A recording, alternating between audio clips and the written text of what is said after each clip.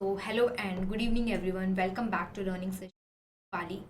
If you are preparing for AML and KYC exams, which is covered under certification course, then do watch this video till end because in this video we are covering important topic and important chapter in conceptual manner. So stay tuned till the end. And if you want to enroll AML and KYC course from Learning Session, then you have to download Android application from Google Play Store, which is IIBF Learning Center app. And if you are iOS user, then you have to download My Institute app and use the organization code, which is GEGKT, as you can see on the screen. And you can also join our Telegram channel. So in this channel you will be getting latest updations and latest notification regarding all the certification courses. And yes, you will be getting questionnaire in the form of polls and free e-PDF notes of important topic of AML and KYC. So do join with us, and here is exciting offer which is flat 82% off on our all listed pack. Just you have to apply coupon code which is exams, as you can see on the screen. So guys, don't miss the chance, just grab the opportunity and enroll the AML and KYC course from Learning Session. So after enrollment of this course, the premium member will be getting mock test conceptual videos according to the latest syllabus, full course videos, recorded live lectures in Hindi and English mixed language, and yes, free e-PDF notes which is complimentary given by us. To access them, you just have to join our Telegram channel. The link of the app and the Telegram channel is in the description box below. Do check it now. And you can also visit our website, which is iibf.info. And if you have any query or doubts related to course details, you just have to contact us. Number आपको description box में मिल जाएगा, WhatsApp भी कर सकते हो, हमारी team आपको जरूर रिवर्ट करेगी. And if you are new on our channel, then do subscribe our channel and don't forget to press the bell notification icon for upcoming new video. तो लेट्स स्टार्ट टुडेज वीडियो. तो आज के इस session में हम cover करने वाले हैं money laundering and global measures. ठीक है, मनी लॉन्ड्रिंग क्या होती है, ग्लोबली हम किस तरह से उसको डील करते हैं. ठीक है, सो first one is engagement of international organisations, कि किस तरह से इंटरनेशनल ऑर्गेनाइजेशन एंगेज करती है अपने आप को, वो अपने आप को पार्टिसिपेट करवाती है मनी लॉन्ड्रिंग की एक्टिविटीज़ को प्रिवेंट करने के लिए. ठीक है, सो काफ़ी सारी ऐसी ऑर्गेनाइजेशंस हैं जिन्होंने, अब देखो क्या होता है, काफ़ी सारी ऐसी कंट्रीज होती हैं जो मिलके एक कमेटीज़ बनाती हैं. कमेटीज़ बनाने के बाद वो एक ग्रुप बन जाता है एंड देन वो प्रिवेंट करती है मनी लॉन्ड्रिंग को. ठीक है, थ्रू आउट द कंट्री, जितने भी कंट्री के मेंबर्स होंगे, लाइक 7 है, किसी 7 हैं, किसी किसी में 14 है. ठीक है, तो उस हिसाब से वो अपनी ऑर्गेनाइजेशन बनाती हैं एंड अपने आप को इंगेज करती हैं to prevent the money laundering. ठीक है, सो ऐसा नहीं है कि सिर्फ एक ही कंट्री में मनी लॉन्ड्रिंग की प्रॉब्लम हो. ठीक है, एक ही कंट्री में टेररिज्म फाइनेंसिंग की प्रॉब्लम हो. ठीक है, हर एक कंट्री में क्या है, मनी लॉन्ड्रिंग की प्रॉब्लम आ रही है. राइट, सो इस केस में क्या होता है, अब देखो ऐसा तो है नहीं इंडिया ही सिर्फ करप्ट है. ठीक है, इंडिया के अंदर ही काउंटरफीट नोट्स होते हैं. राइट, तो हर एक कंट्री में ये सब चल रहा है. ठीक है, सो इस केस में हर एक कंट्री ने यहाँ पे कमेटीज बनाते हैं मिलके. ठीक है, वो सोचते हैं हम अपनी अकेली कंट्री ही क्यों अकेले इसको सफ़र करें, सॉरी इसको बचाएं. ठीक है, हम सारी कंट्रीज़ को मिला के हम अपने कंट्रीज़ को बचाएंगे. ठीक है, तो इस वजह से इस प्रॉब्लम को बहुत ज़्यादा वाइड हो चुका है. इसीलिए क्या है, इस एक्टिविटीज़ इंक्रीज ना हो, इसी वजह से क्या है, जो ऑर्गेनाइजेशंस हैं वो अपने स्टैंडर्ड्स को इन्वॉल्व कर रही हैं एंड मोर ओवर प्रिवेंट कर रही हैं. ठीक है, तो इसीलिए कुछ इनिशिएटिव लिया गया था from the ministry of the council of Europe in June 1980 में एक काउंसिल बिठाई गई, सॉरी एक कमेटी बिठाई गई. ठीक है, किसने बिठाई, ministries of the council in Europe. ठीक है, ऑफ यूरोप इन जून 1980. ठीक है, वहाँ पे देखो क्या होता है कि हर एक कंट्री में प्रॉब्लम है. ठीक है, हर एक कंट्री में प्रॉब्लम है, तो यहाँ पे बनाया गया कि कमेटी बनाते हैं. ठीक है, जहाँ पे हर एक कंट्री अपना अपना कंट्रीब्यूट करे. ठीक है, सो इसी वजह से ड्रग ट्रैफिकिंग को यहाँ पे ख़त्म करने के लिए कुछ यूनाइटेड नेशंस ने एंड कुछ इंटरनेशनल बॉडी बनाएगी जो कि हेल्प करती हैं to prevent the terrorism financing and the money laundering. ठीक है, सो यूनाइटेड नेशंस की तरफ से कौन कौन से इनिशिएटिव्स लिए गए. Right, so first one is the Vienna convention in 1988. तो वियना कन्वेंशन के अंदर क्या है,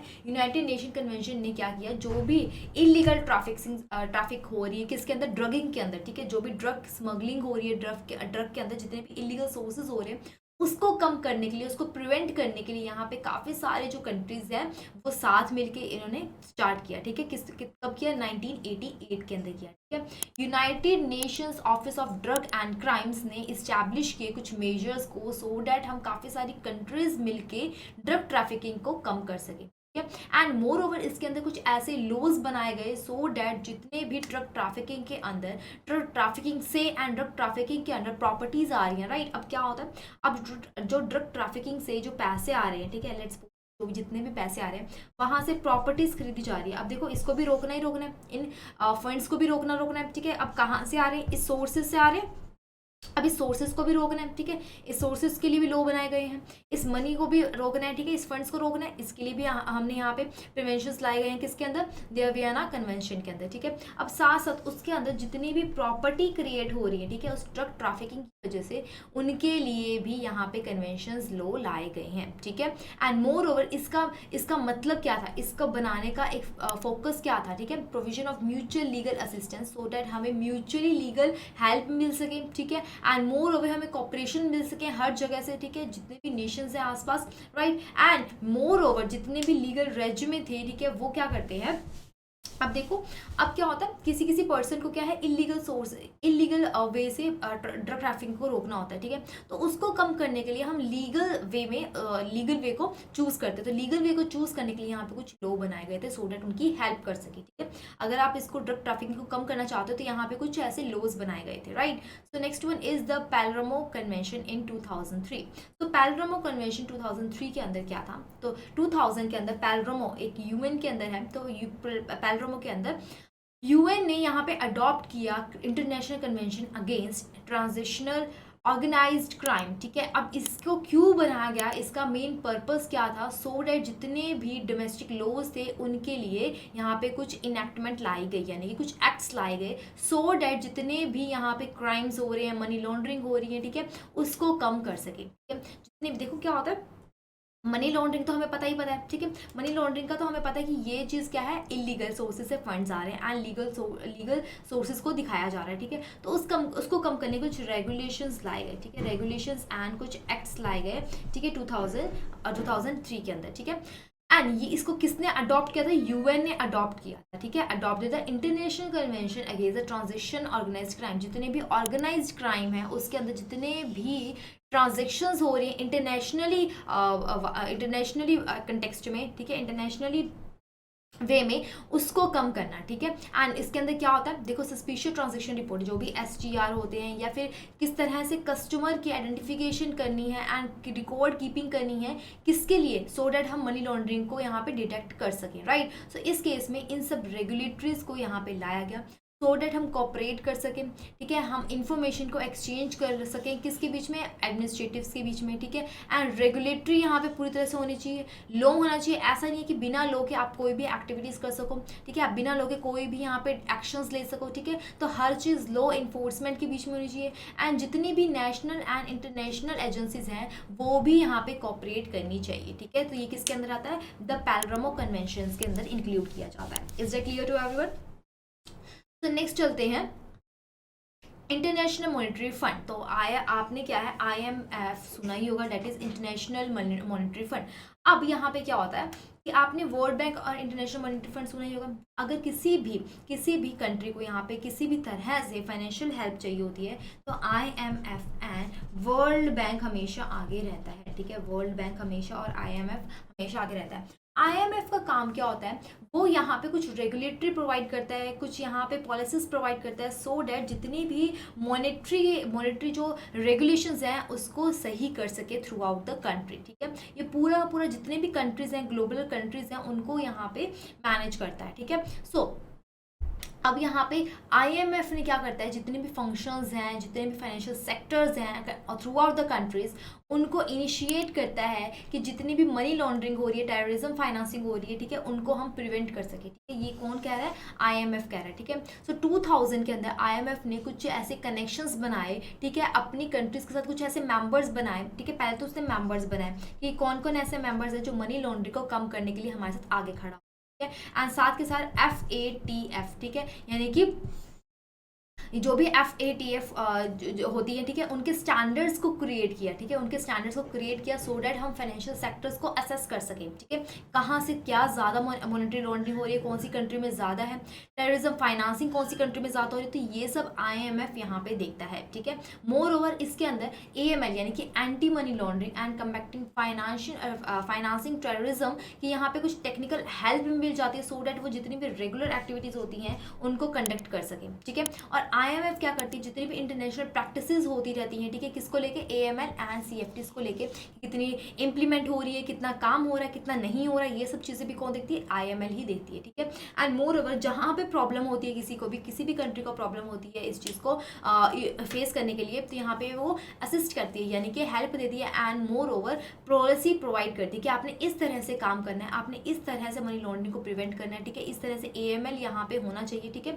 इस कंट्री में, ठीक है। तो AML ओवरऑल क्या करती है, money laundering and terrorism financing के लिए एक ग्लोबली इनिशिएट करती है। पहले क्या था, ग्लोबली कोई नहीं था, ठीक है, अपनी अपनी कंट्रीज कमेटी बनाती थी यहाँ पे, ठीक है, 7 कमेटीज यहाँ पे बना दी, ठीक है, सॉरी 7 कंट्रीज की कमेटी बन गई, ठीक है, 8 कंट्रीज की यहाँ पे कमेटी बन गई। अब वो अपने ही FATF चलाते हैं या अपने ही यहाँ पे क्या चलाते हैं, सॉरी अपने यहाँ पे कंपनीज चलाते हैं या अपने ऑर्गेनाइजेशन चलाते हैं। लेकिन इस केस में क्या है, IMF क्या है, पूरी ग्लोबली जितने भी ग्लोबली यहाँ पे कंट्रीज हैं उनको एक साथ लेके आता है, ठीक है, उनको यहाँ पे मिलाता है, ठीक है, एंड कंट्रीब्यूट करवाता है कि सारी कंट्रीज कंट्रीब्यूट करो सो डैट हम मनी लॉन्ड्रिंग को ग्लोबली खत्म कर सके, ठीक है। जितने अब ये IMF ही मनी लॉन्ड्रिंग को यहाँ पे एक पॉलिसी प्रोवाइड करता है, मनी लॉन्ड्रिंग के लिए पॉलिसी प्रोवाइड करता है ओवरऑल, ठीक है। Is that clear to everyone, right. So next चलते हैं financial intelligence units, that is very very important in this chapter.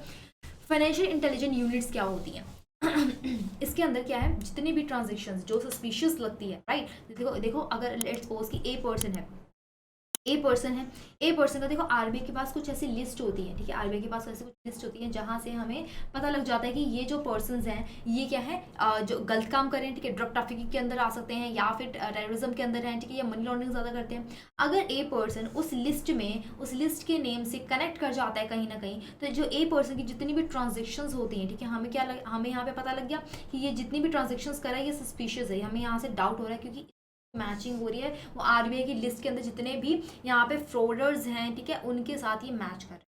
तो FIU के पास इसके सस्पिशियस ट्रांजेक्शन की रिपोर्ट जाती है, या फिर अगर किसी भी तरह से ये 10 लाख से ऊपर की कैश की ट्रांजेक्शन्स कर देता है महीने एक टाइम पे ही, तो इसी वजह से तो ये भी क्या है, FIU के पास जाता है, ठीक है। ये एक ऐसा सेंट्रल नेशनल एजेंसीज है जिसके यहाँ पे अलाउ किया गया है कि जितनी भी इंफॉर्मेशन होगी, जितनी भी रिपोर्ट होगी जहाँ से सस्पिशियस एक्टिविटीज का पता लग सके, वो FIU के पास आती है, ठीक है। अब जो भी इन्फॉर्मेशन होती है उसको पहले क्या करता है, रिसीव करता है, ठीक है, रिसीव करने के बाद क्या करेगा, एनालाइज करेगा, ठीक है, कि कौन सी ऐसी कहाँ से आई है, ठीक है, किस तरह से एनालाइज करेगा। देन क्या करेगा, उसको बाइफिकेट करेगा, ठीक है, बाइफिकेट इन द सेंस कि कहाँ से आई है, ठीक है, उसको अलग अलग टाइप पे यहाँ पे बाइफिकेट कर देगा, ठीक है, एंड मोर ओवर डिस्क्लोजर करेगा उस फाइनेंशियल इन्फॉर्मेशन का, ठीक है। अब इसका मेन मकसद क्या होता है, लॉ इन्फोर्समेंट एजेंसीज होती हैं, ठीक है, जिसके अंदर फाइनेंशियल इन्फॉर्मेशन रेलेवेंट आपको मिल जाएगी and more over financial system के अंदर इंगेज रहता है, ठीक है, सो डैट वो लॉन्ड्रिंग को कम कर सके, ठीक है। ये पहले ही वॉर्न कर देता है, लेट्स सपोज इसके पास STR रिपोर्ट चलेगी, ठीक है, सस्पिशियस ट्रांजेक्शन रिपोर्ट, ठीक है, इसके पास सस्पिशियस ट्रांजेक्शन रिपोर्ट चलेगी, राइट, एंड उस केस में वो क्या करता है, आगे वो बैंक्स को इन्फॉर्म कर देगा कि इस तरह से यहाँ पे स्कैम्स हो रहे हैं, तो आप पहले ही यहाँ पे वॉर्न हो जाओ, ठीक है। To report suspect financial transactions by financial institutions to a central agency, तो ये पूरी एक सेंट्रल एजेंसी है जो कि ये नोट करती है, जो कि हर एक रिपोर्ट को देखती है, and the primary purpose is to collect report of the transaction.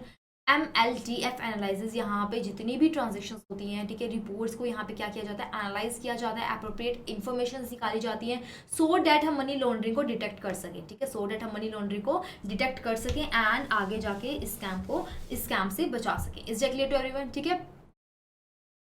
तो नेक्स्ट चलते हैं Egmont group of financial intelligence unit. तो इसके अंदर जो FATF है यानी कि फाइनेंशियल एक्शन टास्क फोर्स है, ठीक है, उन्होंने 2012 में के अंदर कुछ स्टैंडर्ड्स बनाए गए, ठीक है, के अंदर FIU को भी एक मेंबर बनाया गया, ठीक है, एंड एक अलग से ग्रुप बनाया गया सो डैट वो एक क्या कर सके, ग्रुप के अंदर काम कर सके, ठीक है, एंड मोर ओवर जो भी FATF है ठीक है, FIUF है, ठीक है, ये सब एक ग्रुप के अंदर रह के काम कर सके। इस ग्रुप का ऑब्जेक्टिव क्या था, सो डैट हम जो भी FIUS के जितने भी रिपोर्ट्स होते थे, ठीक है, उसको डेवलप कर सके। ठीक है, मोर ओवर तो वैसे तो इसको डेवलप करना था, अगर ये डेवलप हो जाएगा तो ओवरऑल रिपोर्ट्स भी अच्छे से हमें पता लगती जाएंगी, कॉर्पोरेट अच्छे से होगा। ठीक है, एंड जिस एरिया में FATF एंड FIU ये फाइनेंशियल इंटेलिजेंट यूनिट पहुंच नहीं पाती, जहां तक इनकी रीच नहीं थी जिस एरिया में, तो ये ग्रुप हेल्प करता था। ठीक है, एंड मोर ओवर कुछ एम्प्लॉयज़ को ट्रेन करता था, अपनी एक्सपर्टीज़ को शेयर करता था, सो डैट ये ओवरऑल हर जगह पे इसको पहुंचाया जा सके। ठीक है,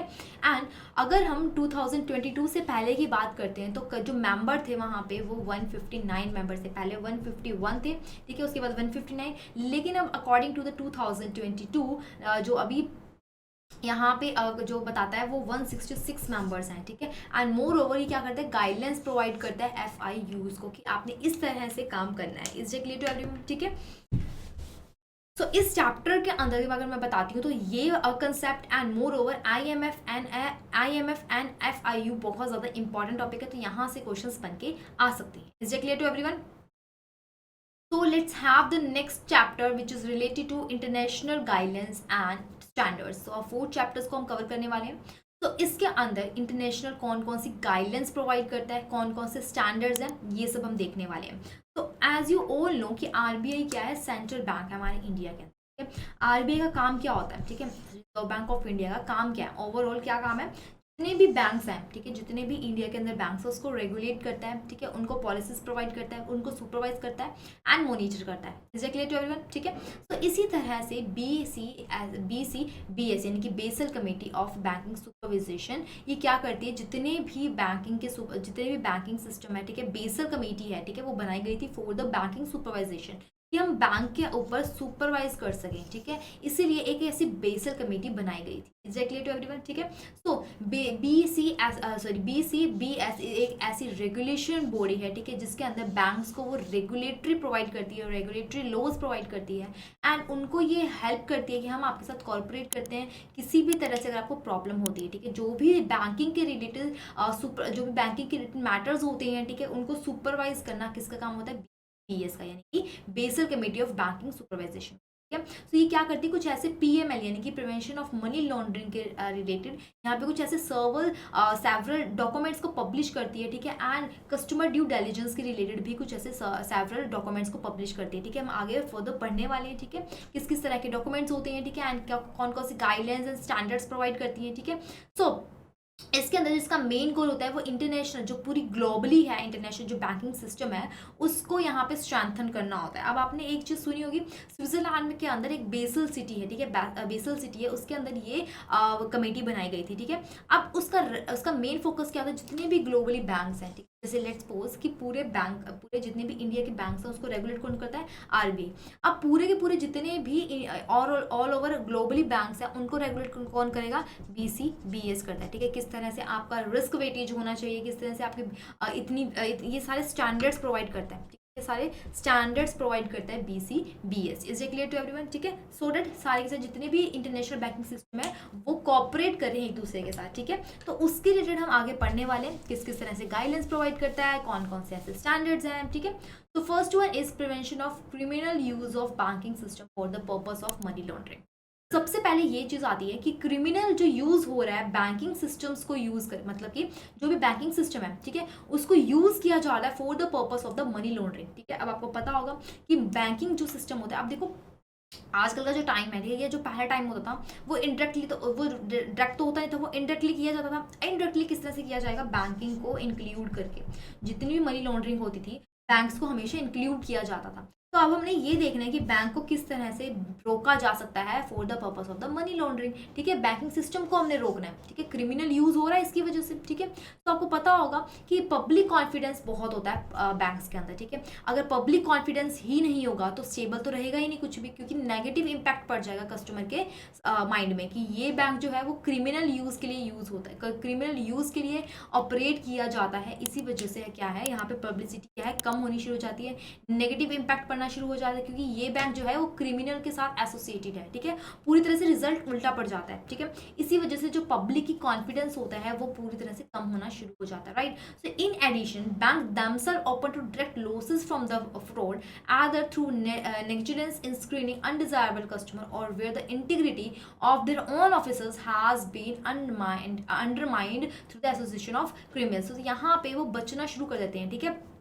आपको पता होगा कि अगर जैसे क्रिमिनल से वो एसोसिएट करना शुरू कर देते हैं, चाहे इनडायरेक्टली करें चाहे डायरेक्टली करें, तो कस्टमर्स क्या है यहाँ पे उनको इग्नोर करना शुरू कर देते हैं, उनको लॉस होना शुरू हो जाता है, ठीक है। इसी वजह से बेसल कमेटी ने यहाँ पे बैंकिंग सुपरवाइजर्स लाया गया है, बैंकिंग यहाँ पे सुपरवाइजर लाई गई है, सो डैट वो एथिकल स्टैंडर्ड्स को कंडक्ट कर सके। अब देखो BCBS ने क्या है, कुछ एथिकल स्टैंडर्ड्स को, देखो अब आपको मैंने पहले ही बता दिया था, BCBS क्या है, स्टैंडर्ड्स को क्रिएट करती है, राइट, कि इस तरह से आपने इसी स्टैंडर्ड्स के अंडर रह के काम करना है। अगर आप इसके बियॉन्ड जाते हो तो that means you are not in the under the guidelines of the BCBS, ठीक है। आप कुछ गलत कर रहे हो, आप कुछ गलत कर रहे हो, ठीक है। तो एथिकल स्टैंडर्ड्स क्या है, यहाँ पे एथिकल प्रोफेशनली वे में एथिकल यहाँ पे बना दी गई है। अगर आप इस एथिकल को फॉलो अप नहीं करते तो मतलब आप गलत कर रहे हो और आपको पनिश किया जाएगा, ठीक है। तो इन एथिकल स्टैंडर्ड्स को यहाँ पे पहले सेट कर दिया। अब जो भी एथिकल स्टैंडर्ड्स को यहाँ पे मानता है, फॉलो कर रहा है, नहीं कर रहा है, ये सब कौन सुपरवाइज करता है, BCBS ही करता है, ठीक है। तो यहाँ पे इंकरेज किया जाता है कि हर एक बैंक्स को एथिकल स्टैंडर्ड्स को यहाँ पे फॉलो अप करना है, ठीक है। अब कौन कौन सी ऐसे स्टेटमेंट्स को पब्लिश किया गया, हमने ऊपर पढ़ा था, ठीक है, तो पढ़े थे ना हमने कि पब्लिश किए जाते हैं, ठीक है, customer due diligence and PML के रिगार्डिंग, ठीक है। तो कौन कौन सी है कि जितने भी पर्सन बिजनेस को कंडक्ट कर रहे हैं, ठीक है, with their institutions and with their institution are properly identify. तो हमने ये आइडेंटिफाई करना है कि जितने भी बिजनेस किए जा रहे हैं, क्या जिस पर्पस के लिए किए जाते हैं वो हो रहा है कि नहीं हो रहा, कितने पर्सन है यहाँ पे, ठीक है। एंड ट्रांजेक्शंस जो कि do not appear legitimate are discourage. अब जो भी लीगल प्रोसेस से नहीं ट्रांजेक्शंस की जा रही उनको भी यहाँ पे देखते हैं, ठीक है, वो वाले सारे स्टेटमेंट्स को पब्लिश करता है। एंड जो लॉ इन्फोर्समेंट एजेंसीज होती है उनके साथ कोऑपरेट कौन कौन कर रहा है, कौन कौन नहीं कर रहा है, ये सब चीजें भी कौन देता है, कौन पब्लिश करता है, BCBS ही करता है। Is it clear to everyone, ठीक है। नेक्स्ट आता है sharing of financial records between the jurisdiction in connection with the fight against terrorism financing April 2002। तो यहाँ पे जितने भी फाइनेंशियल रिकॉर्ड्स होते हैं, ठीक है, जो डिरेक्शंस के बीच में होते हैं और जो टेररिस्ट फाइनेंसिंग के बीच में होते हैं, उनके भी यहाँ पे शेयरिंग होती है, ठीक है। किस तरह से शेयरिंग की जाती है वो हम इस पैराग्राफ में पढ़ते हैं। तो यहाँ पे G10 सेंट्रल बैंक्स हैं एक कमेटी बनाई, ठीक है, उसके डिसीजन के बेस पे यहाँ पे एक कमेटी बनाई गई जिसके अंदर वो शेयरिंग करते हैं, ठीक है। जो भी जुरिडिक्शंस के बीच में जो भी फाइनेंशियल रिपोर्ट्स होती है वो यहाँ पे क्या करते हैं, रिकॉर्ड्स को शेयर करते हैं, ठीक है। Sharing of financial records between jurisdiction in connection with the fight against terrorism financing, ठीक है। जितनी भी टेररिस्ट फाइनेंसिंग के अगेंस्ट जितनी भी रिपोर्ट्स होती हैं वो यहाँ पे जुरिडिक्शन के पास क्या करते हैं, रिपोर्ट को शेयर करते हैं, ठीक है। Based on decision among the bank supervisor, ठीक है, जो भी जितने भी बैंक सुपरवाइजर के इसके बेस्ड पे लीगल एक्सपर्ट्स को बुलाया गया है, ठीक है। जो G10 सेंट्रल बैंक्स होते हैं, ठीक है, उन गाइडलाइन कौन प्रोवाइड करता है, BCBS गाइडलाइन प्रोवाइड करती है, जिसके अंदर जुरिडिक्शंस के साथ जितनी भी टेररिज्म फाइनेंसिंग की रिपोर्ट होती हैं उसको यहाँ पे शेयर किया जाता है, ठीक है। एंड इसके अंदर 2 मैकेनिज्म्स हैं, ठीक है। कौन कौन सी मैकेनिज्म्स हैं वो पढ़ लेते हैं। सो एक तो गवर्नमेंट बॉडी है, ठीक है, गवर्नमेंट बॉडी यहाँ पे कौन कौन सी कि वो दूसरे कंट्रीज के साथ यहाँ पे शेयर किया जाता है। लेट्स सपोज कि जो इंडिया है, ठीक है, वो US ब्रांच के साथ, इंडिया का ब्रांच जो है, इंडिया के अंदर जो ब्रांच है वो US ब्रांच के साथ यहाँ पे कनेक्ट कर रहा है, ठीक है।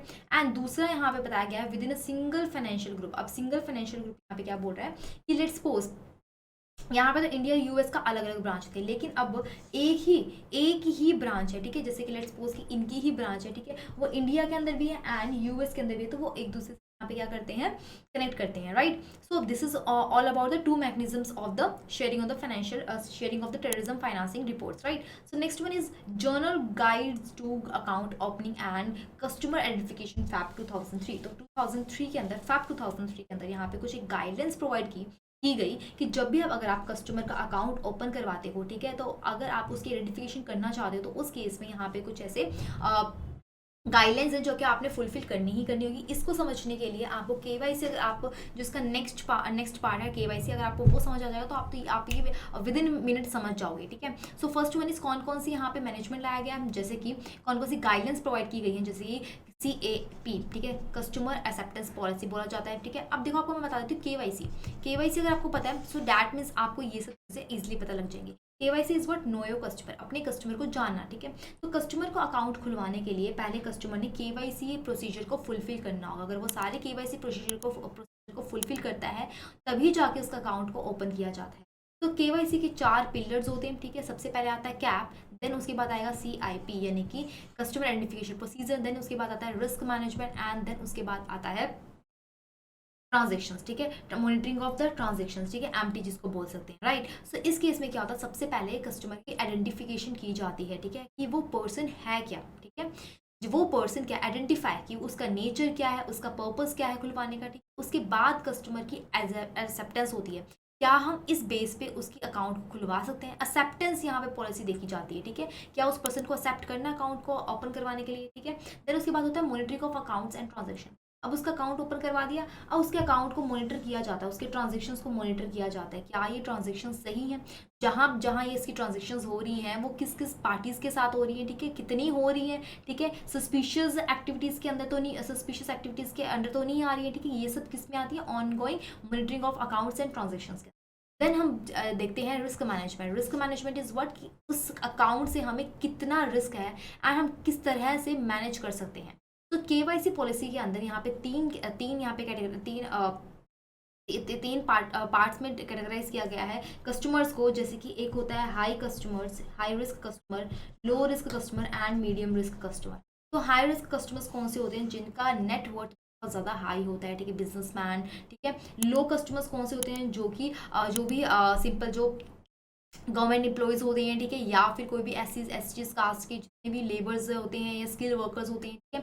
मीडियम के अंदर जो टीचर्स होते हैं, प्रोफेशनल जो पर्सन्स होते हैं, जो प्रोफेशनल काम करते हैं, इनके एडवोकेट्स हो गए, लॉयर्स हो गए हैं, ठीक है, ये सब किसके आते हैं, मीडियम रिस्क के अंदर आते हैं। इनसे थोड़ा सा रिस्क हो सकता है, ठीक है, ये फ्रॉड कर सकते हैं, ठीक है। तो इस रिस्क को किस तरह से मैनेज किया जा सकता है, वो रिस्क मैनेजमेंट के अंदर इंक्लूड किया जाता है।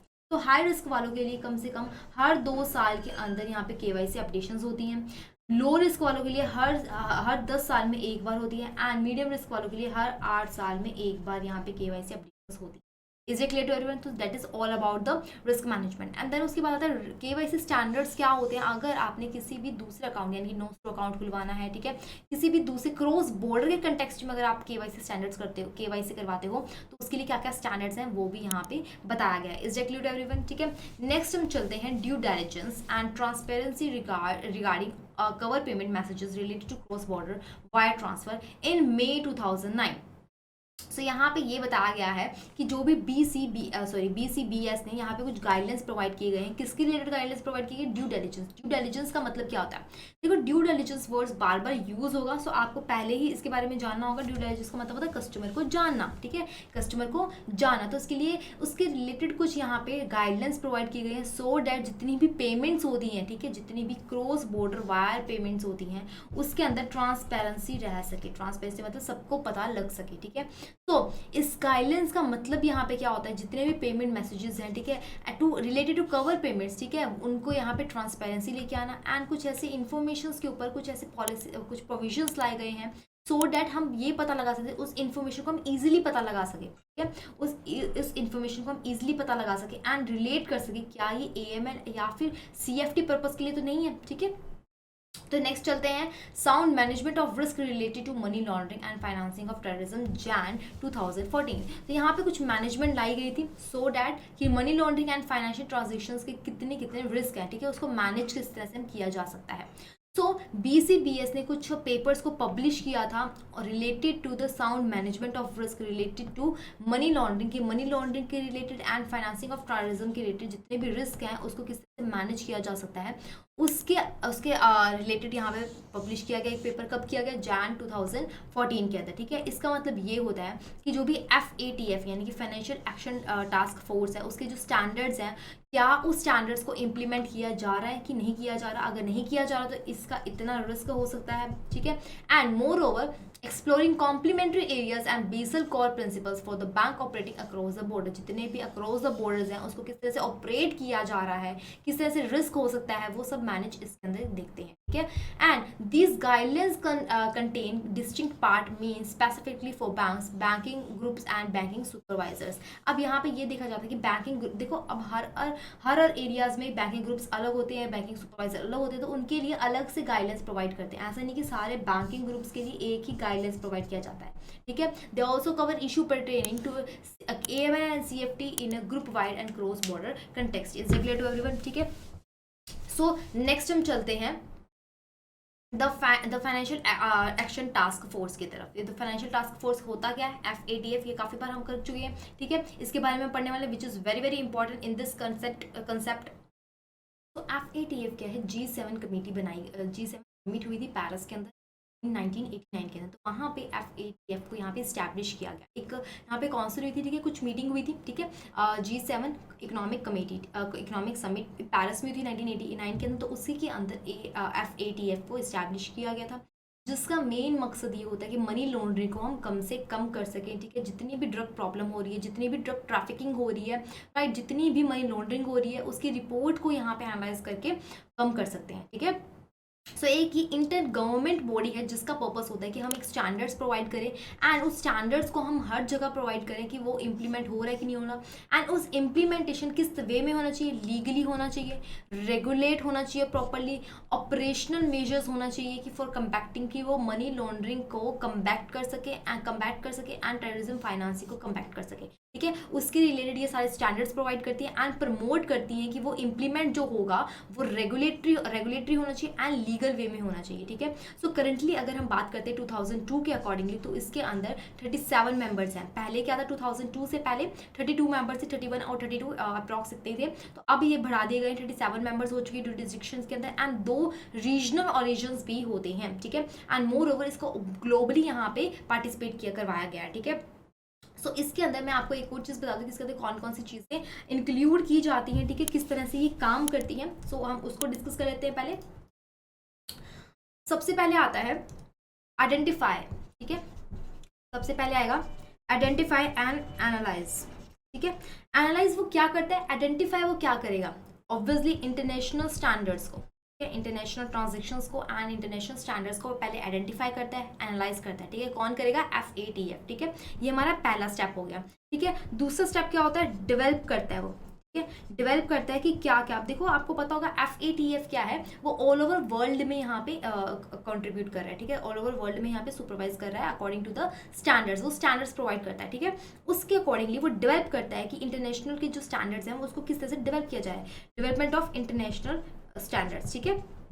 ये हो गया हमारा सेकेंड स्टेप, ठीक है। अब थर्ड स्टेप आता है असेसिंग। थर्ड स्टेप आएगा असेसिंग एंड मॉनिटरिंग। अब किसको करेगा वो मॉनिटरिंग? ऑब्वियसली ट्रांजेक्शंस को करेगा, ठीक है। ट्रांजेक्शंस को करेगा एंड मोर ओवर मेंबर्स को, ठीक है, जो भी उसके मेंबर्स होंगे। असेस करता है, ठीक है, एंड मॉनिटर करता है ट्रांजेक्शंस एंड मेंबर्स को, ठीक है। देन हम चलते हैं फोर्थ स्टेप की तरफ, जो कि है ज्यूरिडिक्शंस के अबाउट, ठीक है। ज्यूरिडिक्शंस के जुरिडिक्शंस आइडेंटिफिकेशन, यहाँ पे मेरी स्पेलिंग गलत हो सकती है, so please note that. Jurisdiction identification of high risk, ठीक है। इसमें हाई रिस्क भी आ सकते हैं, लो रिस्क भी। और देखो जुरिडिक्शन की आइडेंटिफिकेशन किस तरह से की जाएगी कि वो किसका रिस्क कितना है, हाई रिस्क है, लो रिस्क है, ठीक है। उस तरह से यहाँ पे आइडेंटिफाई किया जाता है। That is all about the FATF। Is that clear to everyone, ठीक है। नेक्स्ट चलते हैं FATF के कुछ स्टैंडर्ड्स के बारे में, उसके क्या क्या स्टैंडर्ड्स है, ठीक है। सो FATF रेकमेंड करता है हर एक, अब देखो क्या है, वो एक कोर बन चुका है, पूरे ग्लोबली एक कोर बन चुका है कि हमने यही इंटरनेशनली मेजर्स को फॉलो अप करना है, सो डैट हम AML एंड CFT एरियाज को हम मेजर्स कर सके, उनको आइडेंटिफाई कर सके, ठीक है। अब यही मेन एक कोर बन जाता है इंटरनेशनल स्टैंडर्ड, इंटरनेशनल वे में, ठीक है।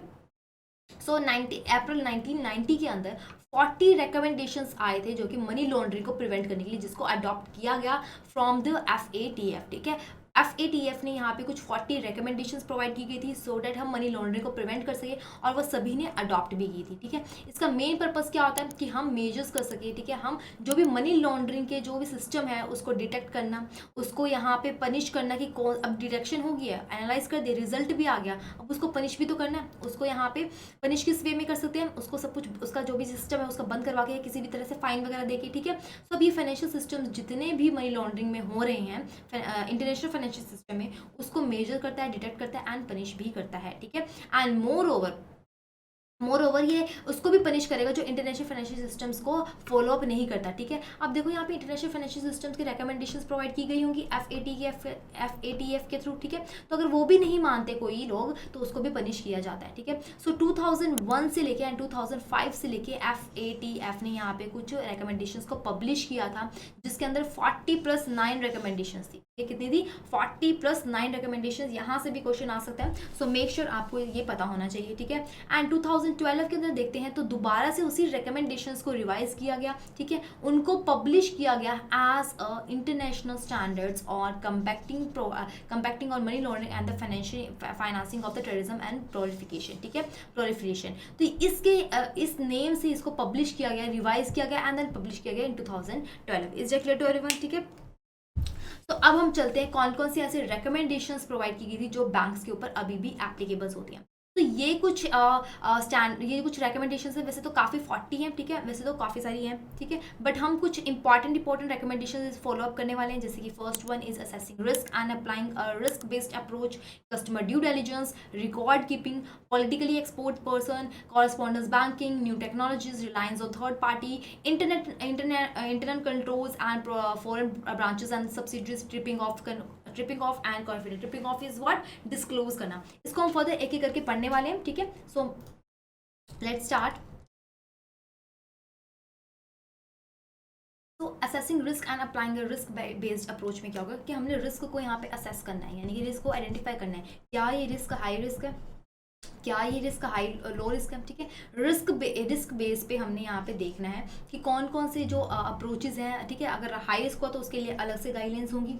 ठीक है, एंड अगर लो रिस्क हो तो उसके लिए अलग से गाइडलाइंस है। तो रिस्क को हम असेस करते हैं। ठीक है, एंड उसी के बेस पे हम यहाँ पे स्टैंडर्ड्स को अप्लाई करते हैं। ठीक है, next one is customer due diligence. तो कस्टमर ड्यू डिलिजेंस के यहाँ पे 2 पॉइंट्स आते हैं। First one is stages. ठीक है, स्टेजेस के भी आगे सब पॉइंट्स हैं एंड देन आता है मेजर्स। ठीक है, अब हम पढ़ने वाले हैं स्टेजेस के बारे में। ठीक है, स्टेजेस के अंदर आता है इस्टेब्लिशमेंट, किस तरह से वो इस्टेब्लिश किया जा सकता है। ठीक है, यानी कि कस्टमर ड्यू डिलिजेंस मतलब कस्टमर को जानना। ठीक है, कस्टमर को जानना। ठीक है, एंड मोर ओवर एंड किस तरह से किस तरह से जानेंगे उसको इस्टेब्लिश किया जाता है। ठीक है, देन उसके बाद आता है ओकेजनल ट्रांजेक्शन। अब कौन कौन सी ओकेजनल ट्रांजेक्शन हो रही है उनके ऊपर क्या करते हैं ये लोग, ड्यू डिलिजेंस करते हैं। ठीक है, देन उसके बाद आता है डाउटफुल आइडेंटिटी। अब जहाँ पे उनको डाउट लग रहा है इस आइडेंटिटी के ऊपर कि ये कस्टमर शायद डाउटफुल हो सकता है। ठीक है, तो उस आइडेंटिटी को यहाँ पे देखते हैं। ठीक है, उसके ऊपर सस्पेक्ट करना शुरू कर देते हैं। Then it comes to supervisor transactions. ठीक है, अब जो भी आपको लग रहा है, मेरी स्पेलिंग को इग्नोर करना है यहाँ पे, सुपरवाइजिंग ट्रांजेक्शन। अब जो भी ट्रांजेक्शंस होती है उसके ऊपर सुपरवाइज करना। ठीक है, and then it comes to the then it comes to measures. अब यहाँ पे हमें पता लग गया स्टेजेस इतने सारे हैं। ठीक है, अब उसको किस तरह से मेजर्स किया जा सकता है, किस तरह से उसको मेजर कर सकते हैं। सबसे पहले आता है वेरिफिकेशन, वेरीफाई किया जाएगा। ठीक है, जो भी ट्रांजेक्शन से हमें डाउटफुल लगता है, ठीक है, सुपरवाइज भी कर लिया, उसके बाद वेरीफाई करते हैं कि क्या ये सही चीज़ सही है जो भी हम कर रहे हैं। ठीक है, उसके बाद आता है असर्टन पर्पस। ठीक है, यानी कि उसका नेचर क्या है उस रिलेशनशिप का। ठीक है, एंड जो भी हम चीज़ कर रहे हैं, ठीक है, उसको किस पर्पस के लिए यूज़ किया गया, किस पर्पस के लिए ट्रांजेक्शन्स की जा रही है, यानी कि नेचर क्या है। ठीक है, उसका रिलेशनशिप का। ठीक है, उस जो ट्रांजेक्शंस हो रही हैं, ठीक है, उस कस्टमर का रिलेशनशिप, ये हम पर्पस देखते हैं। नेक्स्ट वन जो नेक्स्ट आता है वो क्या आता है, ऑन गोइंग सिक्योरिटी, यानी कि जो भी ट्रांजेक्शन हुई है उसकी जांच पड़ताल करना। ठीक है, स्क्रूनिटी ट्रांजेक्शन ऑफ ट्रांजेक्शन, ठीक है, जो भी ट्रांजेक्शन हुई है उसकी क्या करते हैं हम, जांच पड़ताल करते हैं। तो that is all about the customer due diligence, ठीक है। पहले स्टेजेस आता है किस तरह से हम कस्टमर के डिलिजेंस के बारे में स्टैब्लिशमेंट करते हैं, ओकेजनल ट्रांजेक्शंस को हम सस्पेक्ट करते हैं, डाउटफुल आइडेंटिफाई करते हैं कि हाँ हमें यहाँ पे डाउट हो रहा है, देन सुपरवाइज करते हैं उस ट्रांजेक्शन को, दोबारा से देखते हैं कि क्या अब ये दोबारा से देखते हैं कि इस ट्रांजेक्शन्स को और कहीं यूज़ किया जा सकता है, ठीक है, और कहाँ तक जा रहा है ये, राइट। देन उसके बाद वेरीफाई किया जाता है, ठीक है, उसके बाद वेरीफाई किया जाता है कि ये ट्रांजेक्शन कहाँ गया है एक्चुअली में, ठीक है। देन उसके बाद उसका पर्पस देते हैं, किस पर्पस के लिए भेजा गया, देन उसके बाद ट्रांजेक्शन की जांच पड़ताल करनी शुरू हो जाती है। Is that clear to everyone, ठीक है। That is all about the customer due diligence, ठीक है। आगे हम चलते हैं रिकॉर्ड कीपिंग। यहाँ पे रिकॉर्ड कीपिंग का मतलब क्या होता है कि रिकॉर्ड्स को यहाँ पे मेंटेन करके रखना है, ठीक है। सो जो भी CDD है, ठीक है, जो भी CDD है उसके लिए 5 साल का यहाँ पे ट्रांजेक्शन, 5 साल तक का यहाँ पे रिकॉर्ड रखा जाता है। तो CDD के अंदर क्या होता है, जो 5 साल तक हम ट्रांजेक्शन्स रखते हैं वो कब तक रखा जाता है, after the end of the transaction, जब एंड हो जाती है ट्रांजेक्शन के उसके 5 साल तक हम CDD का रिकॉर्ड रखते हैं, ठीक है। नेक्स्ट आता है हम ट्रांजेक्शन का रिकॉर्ड कब रखेंगे, वो भी 5 साल तक ही रखा जाता है, ठीक है, from the date of transaction, जब ट्रांजेक्शन हुई उसके डेट से 5 साल तक हम रिकॉर्ड में रखते हैं कि ट्रांजेक्शन क्या थी, ठीक है। तो CDD के केस में 5 साल तक, जब वो ट्रांजेक्शन का एंड हो जाता है, ठीक है, तब तक हम 5 साल तक रखते हैं, एंड ट्रांजेक्शन जो रिकॉर्ड होता है वो 5 साल तक रखते हैं जब वो स्टार्ट होता है। Is that clear to everyone, ठीक है। देन नेक्स्ट चलते हैं पॉलिटिकली एक्सपोज्ड पर्सन, चाहे वो इंटरनेशनली हो चाहे वो डोमेस्टिक हो, ठीक है। उस पॉलिटिकली एक्सपोज्ड पर्सन का यहाँ पे क्या रोल होता है, ठीक है, उसके ऊपर क्या क्या गाइडलाइंस एंड रिकमेंडेशंस बनाई गई हैं, that is applicable on the all the banks of the globally. तो इसके अंदर पॉलिटिकल एक्सपोज पर्सन्स जो होते हैं, देखो जो इंटरनेशनली होंगे या फिर डोमेस्टिक होंगे, दोनों। अब देखो पॉलिटिकल एक्सपोज पर्सन होते कौन से, जो करप्टेड होते हैं, ठीक है, जो गवर्नमेंट के थ्रू करप्टेड होते हैं, जो पैसे इधर से उधर करते हैं, ठीक है। एंड पॉलिटिकल एक्सपोज पर्सन के लिए अगर वो अकाउंट ओपन करवाना चाहते हैं तो उस केस में वो क्या करते हैं, सीनियर मैनेजर का अप्रूवल चाहिए उनको, सीनियर मैनेजमेंट का अप्रूवल चाहिए होता है, ठीक है। एंड अगर उसके अंदर अगर सीनियर मैनेजमेंट का अप्रूवल उन्होंने ले लिया, ठीक है, उसके बाद उनका अकाउंट ओपन हो गया, उसके बाद उनके जो सोर्सेज ऑफ फंड्स हैं उनको मॉनिटर किया जाता है, ठीक है, सोर्सेज ऑफ फंड्स को मॉनिटर किया जाएगा। एंड मोर ओवर जो ऑनगोइंग जो उनकी ट्रांजेक्शन्स चलती रहती है उनको भी मॉनिटर करते हैं, ठीक है, उनको भी असर्टेन करते हैं। Is it clear to everyone, ठीक है। अकाउंट ओपन करवाने के लिए सीनियर मैनेजमेंट का अप्रूवल चाहिए होगा, एंड जब वो जो अकाउंट ओपन हो जाता है तो उस केस में सोर्सेज ऑफ फंड्स को देखा जाता है, एंड मोर ओवर उसको मॉनिटर किया जाता है, एंड ऑन गोइंग जो ट्रांजेक्शन चलती है उन पे भी यहाँ पे मॉनिटर किया जाएगा। Is it clear to everyone, ठीक है। It is all about the political exposed person. Then next it comes to the corresponding banking क्या होती है, यहाँ पे 3 तरह की बैंकिंग होती हैं, ठीक है, उसको हम देख लेते हैं। तो first one is cross border correspondence bank, ठीक है। Then next one is payable through bank, ठीक है, ये अकाउंट आप कह सकते हो, ठीक है। नेक्स्ट जो थर्ड वन होगा वो शेल बैंक्स होते हैं, ठीक है। शेल बैंक्स में ऑलरेडी आपको बता चुकी हूँ, ठीक है, मैंने कुछ लास्ट चैप्टर्स में आपको बता दिया था। क्रॉस बॉर्डर बैंक्स के अंदर होता क्या है, तो इसके अंदर इस बैंक्स के अंदर ये देखा जाता है कि सफिशिएंट आपका कितनी ट्रांजेक्शन्स हो रही है, ठीक है, सफिशिएंट इन्फॉर्मेशन क्या है, राइट। तो हम यहाँ पे लिख देते हैं सफिशिएंट इन्फॉर्मेशन देखी जाती है, ठीक है। देन उसके बाद क्या देखी जाएगी यहाँ पे कि आपका जो ट्रांजेक्शन्स हो रहे हैं वो किस लेवल पे हो रहे हैं, ठीक है, यानी कि जो आपके ट्रांजेक्शन्स होते हैं वो क्या AML एंड CFT के अगेंस्ट तो नहीं हो रहे, ठीक है, AML एंड CFT कंट्रोल्स में होने चाहिए, यानी कि AML एंड CFT मतलब उनसे परे होने चाहिए, ठीक है।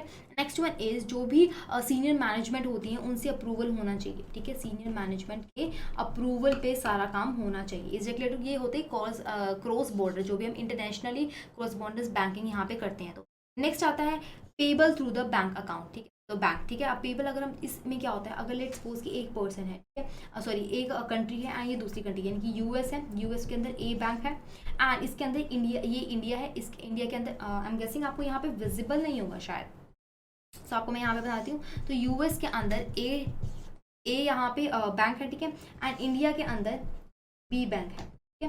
तो इनका यहाँ पे ट्रांजेक्शन्स होते हैं, ठीक है, इनके यहाँ पे ट्रांजेक्शन्स होते हैं।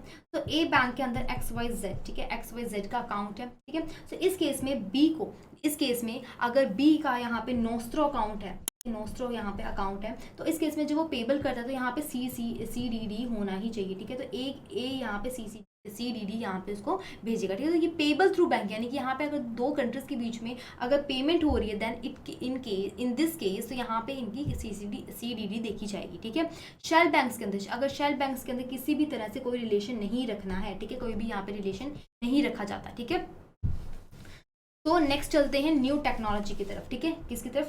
अब न्यू टेक्नोलॉजी के अंदर क्या आता है? देखो अब नए नए टेक्नोलॉजी होंगे, अलग अलग प्रोडक्ट्स होंगे, तो प्रोडक्ट्स के हिसाब से पहले हमने ये चेक करना है कि ये जो प्रोडक्ट है, ठीक है, पहले हमने उसको लॉन्च करने से पहले ही देखना है कि इस प्रोडक्ट से क्या हमें PML या फिर CFT से कोई यहाँ पे ट्रांजेक्शन हो सकती है, क्या इस प्रोडक्ट से हो सकती है जो इससे रिलेट करती हो, ठीक है। हमने ये लॉन्च करने से पहले ही देखना है। तो न्यू टेक्नोलॉजी का मतलब क्या होता है? अब देखो काफ़ी सारी न्यू टेक्नोलॉजी आ चुकी है, ठीक है, जिससे कि बैंक्स को यहाँ अवेयर नहीं किया जाता, बैंक्स यहाँ पे अवेयर नहीं होती हैं कि इस प्रोडक्ट से क्या ये ट्रांजेक्शन जो हो रही हैं वो सही जा रही है, ठीक है, बहुत ज़्यादा जा रही है, तो हमें ये पता नहीं लगता। इसी वजह से उस प्रोडक्ट को लॉन्च करने से पहले सब कुछ मेजर्स देखने ही चाहिए, क्योंकि आजकल जो टेक्नोलॉजी है बहुत ज़्यादा वास्ट है, AI बेस्ड टेक्नोलॉजी होने लगी है आजकल, ठीक है। AI अगर आपको AI के बारे में बताओ तो इससे भी बहुत, देखो ये काफ़ी ज़्यादा यूजफुल भी है। तो इससे क्या है, नेगेटिव इम्पैक्ट भी बहुत पड़ रहा है, ठीक है। इससे क्या है, बहुत ज़्यादा गलत रिजल्ट्स भी आ रहे हैं एंड पॉजिटिव रिजल्ट्स भी आ रहे हैं। तो हर एक चीज़ के दो पहलू होते हैं, इसी वजह से जो न्यू टेक्नोलॉजी है उसके भी दो पहलू हैं, नेगेटिव एंड पॉजिटिव। तो जो नेगेटिव इम्पैक्ट आएगा वो बस इतना ध्यान रखना है कि वो AML एंड CFT के केस में CFT के रिलेटेड नहीं होना चाहिए, ठीक है। The next one is reliance on third party. जो थर्ड पार्टी है उसके ऊपर रिलायबल नहीं होना है इतना ज़्यादा, ठीक है। Next one is internal controls and foreign branches subsidiary. तो यहाँ पे इंटरनल कंट्रोल्स भी होना चाहिए, हर एक ब्रांचेस, जितने भी ब्रांचेस हैं, जितने भी ऑफिस हैं, ठीक है, जितने भी बैंक्स हैं, उनके इंटरनल कंट्रोल्स भी होने चाहिए एंड उनके फॉरेन ब्रांचेस के अंदर भी यहाँ पे सब्सिडी जितनी भी होती हैं उनके अंदर इंटरनल कंट्रोल्स होने चाहिए, ठीक है। सो डैट अब देखो हर एक चीज़ FATF क्या है, ऊपर से तो सब चीज़ें देख नहीं सकती हैं, तो इनके बीच में भी अंदर इंटरनल कंट्रोल्स होने चाहिए जो रेकमेंड करती है FATF, ठीक है। उनके लिए गाइडलाइंस प्रोवाइड करती हैं कि आपने इस तरह से अंदर अपने ब्रांचेस में रह के आपने इस तरह से गाइडलाइंस को फुलफिल करना है, ठीक है।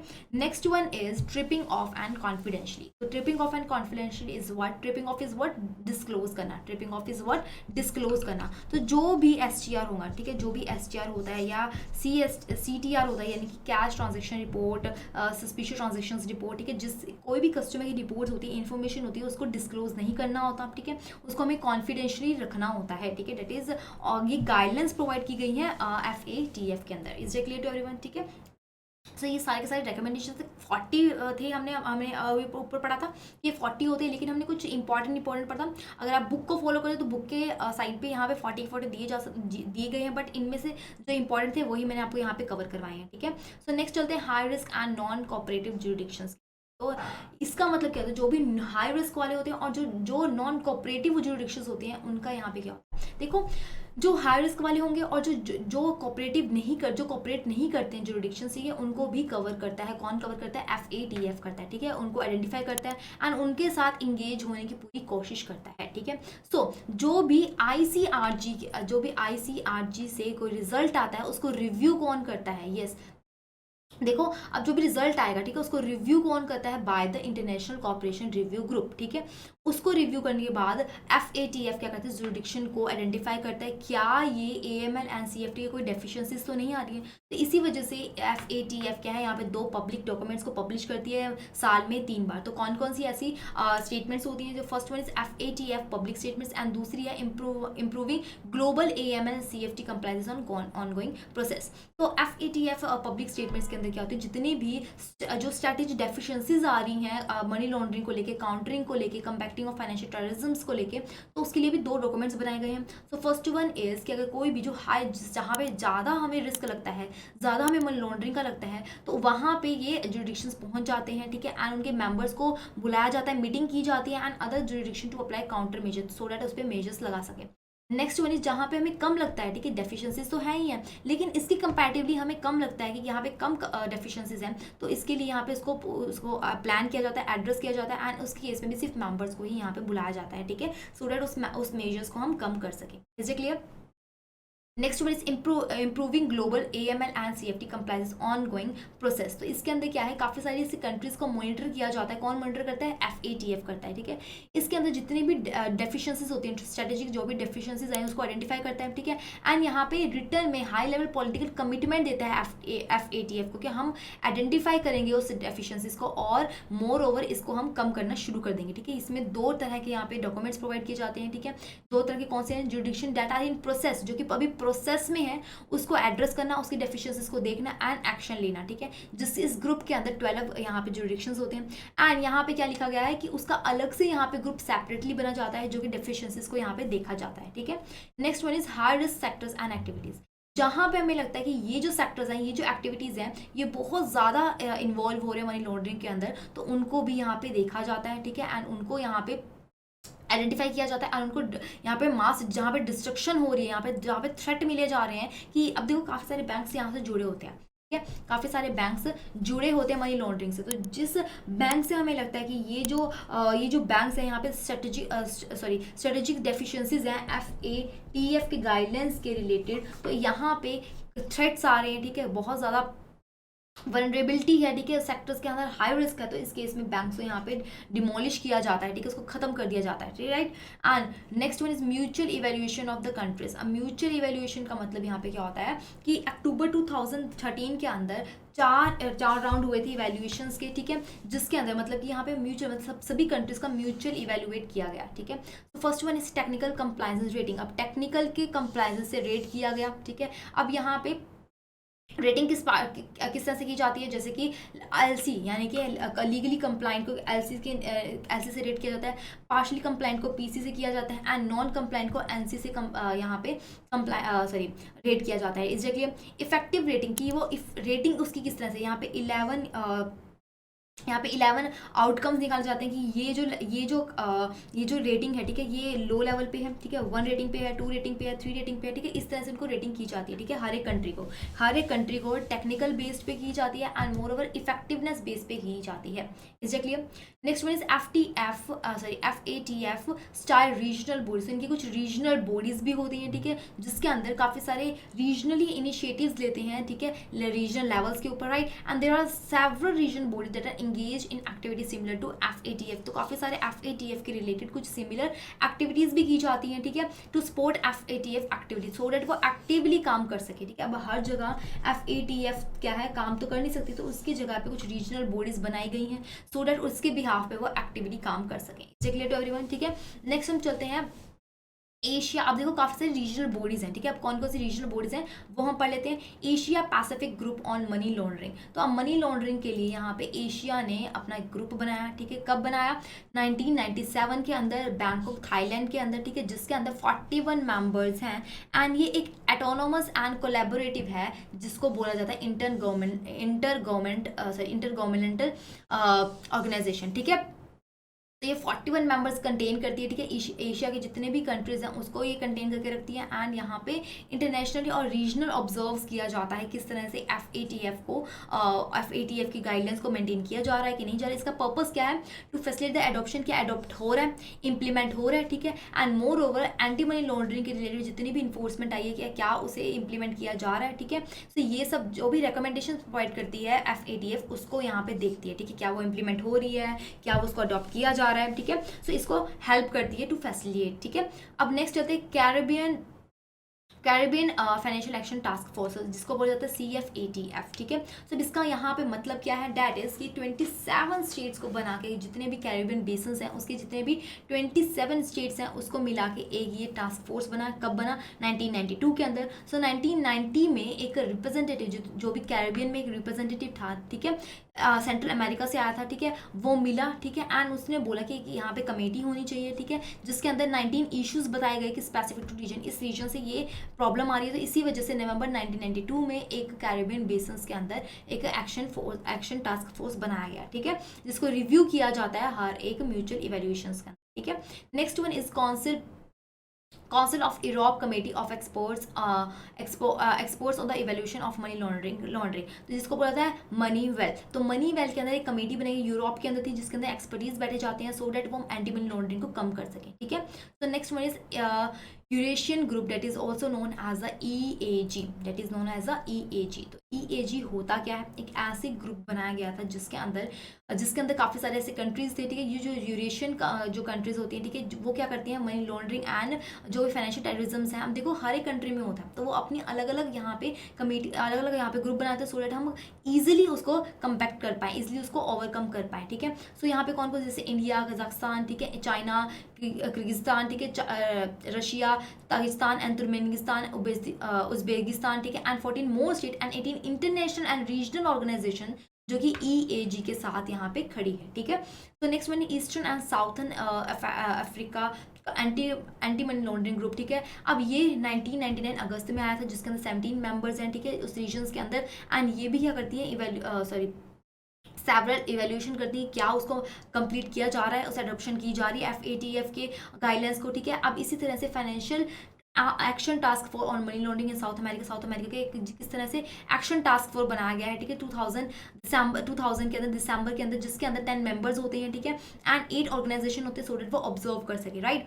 And next one is government action group against money laundering in west Africa के अंदर बनाया गया, ठीक है। इसी तरह से काफ़ी सारे अलग अलग स्टेट से, अलग अलग कंट्रीज, अलग अलग कॉन्टिनेंट से बनाए गए हैं कुछ ग्रुप्स, ठीक है। Middle east, north Africa financial transaction task force बनाया गया है। ये कब इस्टेब्लिश किया गया, 2004 के अंदर, नवंबर के अंदर, जिसके अंदर 19 स्टेट मेंबर्स होते हैं एंड 5 and 10 ऑर्गेनाइजेशंस होती हैं, ठीक है। So next one is offshore group बनाया गया, जिसको बोलते हैं OGBS, ठीक है। एंड इसको यहाँ पे BCBS जैसा है, उसी तरह से ये OGBS भी है, ठीक है, जिसको सुपरवाइज करने के लिए बनाया गया है, ठीक है। जो भी ऑफशोर ग्रुप है, यानी कि जो भी कंट्री ओवरसीज वाले जो ग्रुप्स हैं, उनको यहाँ पे किस तरह से सुपरवाइज किया जा सकता है, उसके लिए ये बनाया जाता है, सो दैट ये इंटरनेशनल ऑर्गेनाइजेशन पे कोऑपरेट कर सके, क्या इंप्लीमेंटेशन हो रहा है कि नहीं हो रहा है, उसको प्रमोट कर सके throughout the cross border banking supervision. Is it clear to everyone, ठीक है। Next one is the Wolfsberg group. तो इस ग्रुप को इसलिए बनाया गया, क्या इसको इसलिए बनाया गया कि इसके अंदर 13 ग्लोबल बैंक्स होती हैं, जिसका मतलब मकसद ये होता है कि जो भी क्राइम रिस्क हो रहे हैं, जो भी मनी लॉन्ड्रिंग हो रही है, उसको कम किस तरह से किया जा सकता है, उसकी गाइडलाइंस क्या क्या है, ठीक है। KYC, AML and CFT policies के लिए बनाया गया है, ठीक है। ये 2000 के अंदर फॉर्म किया गया है। इसका मेन क्या होता है कि AML के लिए यहाँ पे हर एक प्राइवेट बैंक्स को गाइडलाइंस प्रोवाइड करता है। Is it clear to everyone, ठीक है। सो ये ग्लोबली जो 13 ग्लोबली बैंक्स है, जो मेन बैंक्स है, उनको मिला के ये ग्रुप बनाया गया है, that is all about Wolfsberg group. Is it clear to everyone, ठीक है। So that was all about today. सो आज की क्लास को हम वाइंड अप करते हैं। आई होप आपको क्लास आज अच्छी लगी होगी। सो if you want to enroll AML and KYC from learning session, then you have to download Android application from Google Play Store, which is IIBF Learning Center app. And if you are iOS user, then you have to download My Institute app and use the organization code, which is GEGKT. And moreover, you can also join our Telegram channel. So in this channel, you will be getting latest updates and latest notification regarding all the syllabus. And you will be getting questionnaire in the form of polls and free ePDF notes, which is complimentary given by us. To access them, you just have to join with us. And there is mega offer, which is flat 82% off on our all listed pack. Just you have to apply coupon code exams, as you can see on the screen. So guys, don't miss the chance. Just grab the opportunity to enroll the AML and KYC course from learning session. So after enrollment, the premium member will be getting mock test, ePDF notes, full course videos according to the latest syllabus, conceptual videos in Hindi and English mixed language, and yes, free ePDF notes, which is complimentary given by us. To access them, you just have to join our Telegram channel. So the link of the app and the Telegram channel is in the description box below. Do check it now. And if you want to visit our website, which is iibf.info, उसका link भी आपको description box जाएगा. And moreover, if you have any query or doubts related to course details, you just have to contact us. Number आपको description box में मिल जाएगा. आप हमें call भी कर सकते हो, हमें व्हाट्सएप भी कर सकते हो. हमारी टीम आपको जरूर रिवर्ट करेगी. And moreover, if you are new on our channel, then do subscribe our channel and don't forget to press the bell notification icon for upcoming new video. Thank you so much. See you on other side.